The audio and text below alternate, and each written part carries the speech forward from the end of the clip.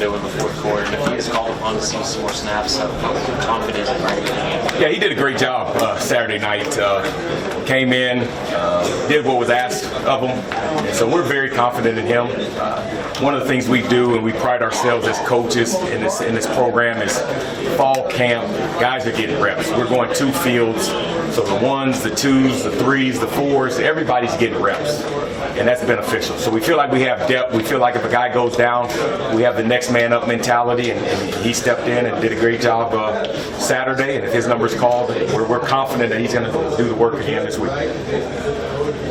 Illinois' pass rush has been pretty good so far. How much of a challenge does that present for that offense as a whole? Big challenge. They want to cause disruption. They get after it up front, and they don't do a whole lot in the back end, but they're really disruptive. They twist. They move a lot up front. So we got our hands full. And I think if we can do a good job of protecting Adrian and giving them a clean pocket, there's throws to be made. But they present definitely a challenge in terms of protecting and keeping them clean. As the offense as a whole, was that closer to kind of what you guys envisioned? Yeah, we're getting better each week. Week 2 we were better than we were week 1. Week 3 we were better than week 2. So we got to take the next step this week. We can't turn the ball over. 1 is too many. So we got to make sure we have 100% ball security. We need to finish drives better. With our kicking situation as it is, we got to score touchdowns. We can't put it in the kicker's hands. We got to put it in our own hands and execute on third down and finish drives. Special teams did a great job of creating good field position. Defense is doing a good job creating turnovers, giving us good field position. We got to finish better. So that's one of the things we've stressed and we've worked on this week. You stressed a pretty good pass rush for them, pretty good pass rush in general. What have you seen on film from Illinois, and how do you guys kind of deal with what they've got from them? Just that. They're a reflection of Coach Smith, a defensive coach, getting after it up front, trying to cause disruption, trying to get a pass rush with 4 guys and not necessarily have to blitz and bring an extra guy. So they do a lot of twisting stunts, so our hands are full. So we got to get the ball out quick, make sure that Adrian has a clean pocket, move the pocket at times, just change it up in terms of what they're going to see from us. And but the big point of emphasis is making sure that we give Adrian time, and O-line has worked on the different stunts and the different pressures that they do bring, and we feel confident they're going to do a great job. What did Eastern Michigan do right? They had success. Yeah, they made some big plays. When the big plays were there, they made them. They were able to run the football, and they always stayed kind of ahead of the chains. So that's what we got to do. I don't think they gave up a sack, maybe won that game. So we got to eliminate negative type plays, and if we do that and stay on schedule, then we'll be in pretty good shape. You stressed receivers involved in this game, this last game. Noah, Mike Williams. What was it? I know that was something that you wanted to do. What was it a product of? Was it those guys? Was it Adrian? Was it a little of everything. Trust. Put them out there, understand that they're going to make a play. Adrian going through his progressions. Early on we wanted to get Kanavai a reception. And so we, second or third or fourth play, we had him run a quick out, and he was a primary target. So it was good to get the ball in his hands. And all those guys worked well, worked hard in practice. They did again this week. So we got to keep guys fresh. We got to keep guys healthy. It's going to be a long season, and so I've got to have trust in those guys that when their number's called, they're going to make a play. So you'll see a similar rotation. I want guys to play fast, so it may be 3 plays and you're out. But those 3 plays, you better be going 100% full speed and not leaving anything on the table. Troy, you've stressed how important effective running the ball is. How much is that magnified on the road? Anywhere you play, it's important. You can't drop back and throw the ball 40, 50 times and be successful, especially against this pass rush. These guys that get after it, we've got to be able to slow them down by running the football. And it's imperative on the road, run the football, take the crowd out of it. Anytime you can run the football, you kind of establish your identity. You kind of set the tone with what you're doing. And so that's going to be paramount that we come out and we establish the run early. Does that kind of thing keep momentum in a second half situation, say, where you have a lead like in Colorado? It does, because it's going to eat up some clock. And then when you wear teams down, it's the run game that's going to finish them off. And so our guys understand Colorado. We just weren't up to par in terms terms of the third quarter and finishing, but the guys have done a great job responding.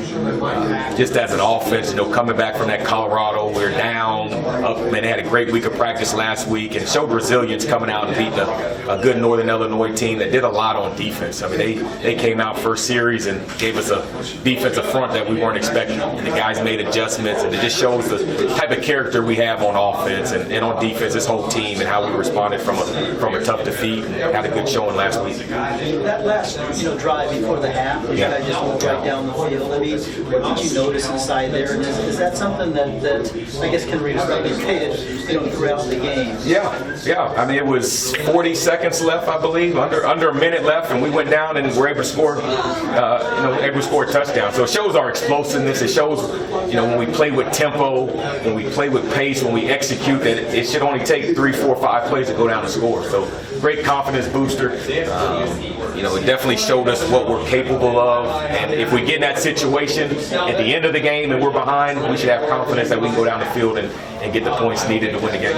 Was it something that the other team was doing, or did you give more range to Adrian? I guess No, we did what we did. We have some 2-minute plays where some plays that can get out of bounds, that can get some chunk yardage. They weren't necessarily in a prevent defense. They were doing what they did, but we just executed, and we executed a 2-minute drill to perfection. And Cunavai made a play at the end, and we that's a momentum builder. Going into half, scoring a touchdown, that's what we need. So great confidence if we get in that situation again at the end of the game, if we're down, that we'll go down and we'll put the points up needed.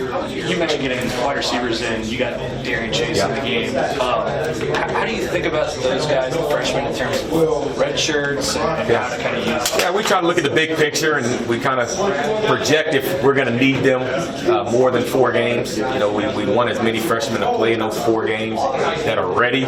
Some guys, we're going to need them more than 4 games. And so we just kind of go game by game and kind of see. But in the big picture, we're just trying to figure out in the big picture where guys fit. And we don't want to burn a kid's red shirt, play him sparingly, and waste a year. So, that's a daily talk that we have as a staff, and just trying to figure out what's in the best interest of the team and the best interest of the young men. You guys didn't commit a penalty on offense. How much pride do you feel? Great pride, tremendous pride.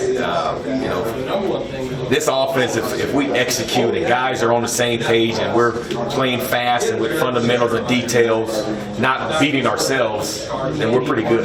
And then that's a good sign with no penalties, and we got to continue on the road. We hadn't won on the road since Coach Frost, since we've been here, so that's a challenge, and we got to make sure that we're ready to go. We had a great week of practice, and penalties are big on the road, right? If you get behind the chains with penalties, it's tough to win. So we got to continue that momentum and be disciplined team and not create those penalties and also not turn the ball over. You guys were in 12 personnel a little bit more last week. Is that purely necessitated by what NIU was doing, or is that something that you can take? Yeah, more what they were doing. We were in Falcon 3 wides. They were kind of giving us all a lot of different looks up front. We got in the 12 personnel, Hippo. They kind of settled down a little bit, so we felt it was a good advantage, good matchup getting at 12 personnel. So we're able to get in and out of personnel.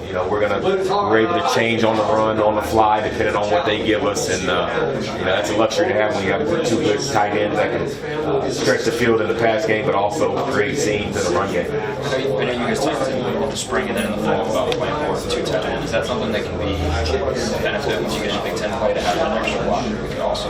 Yeah. Anytime we can change up personnel, we want to gain an advantage with personnel. So our tight ends are able to put their hand in the ground and line up in heavy personnel, so to speak. And they're also able to spread out, flex out, and be in more of a spread look and run routes. So we're definitely going to utilize the 2 tight ends and the different formations that come about being in 2 tight ends and try to create mismatches on the defense. All good. All right, guys. Appreciate it.